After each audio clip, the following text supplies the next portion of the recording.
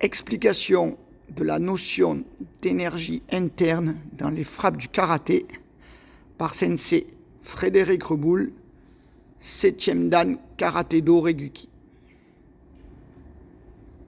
Lorsqu'on cherche à concentrer son énergie, il y a des mouvements type, comme celui-ci, là où on est main ouverte, et on fait un mouvement doucement, doucement, doucement, en laissant légèrement l'avant-bras plié.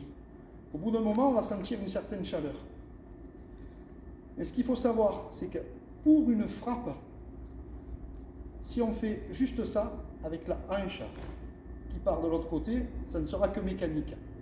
Par contre, si on effectue le même mouvement avec la rotation de la hanche, comme ceci, là, on s'aperçoit que la frappe est beaucoup plus forte. Là, on a fait appel à un travail d'énergie interne. Le deuxième principe qu'on peut travailler, c'est lorsqu'on vient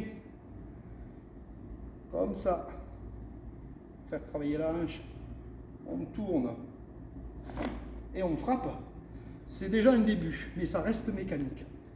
Lorsqu'on effectue une frappe en tsuki avec l'énergie, on se sert pareil de cette rotation-là. J'exagère pour que ce soit vraiment visible. Hein, voyez?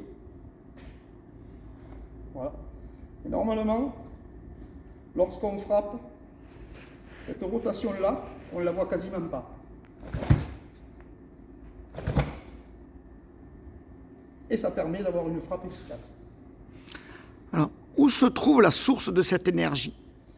Alors, cette énergie, on la travaille justement à partir des katas et également dans la recherche de la connexion avec le sol et du centre de gravité. Lorsqu'on a une bonne connexion au sol, ça permet d'avoir un travail efficace au niveau de la frappe comme au niveau des blocages. Lorsqu'on fait un blocage vers le bas, on descend comme si on s'asseyait. Voilà, ce qui permet d'avoir beaucoup plus de puissance. D'accord.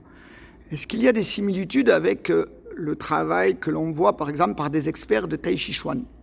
Oui, beaucoup, parce que pour arriver à un travail de concentration de l'énergie, il y a beaucoup de mouvements circulaires. Et on en revient toujours à faire des arcs de cercle, dans un sens, dans l'autre, que ce soit avec les mains ou que ce soit opposé. Comme lorsqu'on fait un blocage, voilà, il y a cette rotation. Toujours vers le bas, vers le bas, vers le haut. C'est des principes qu'il faut travailler régulièrement. Merci Sensei.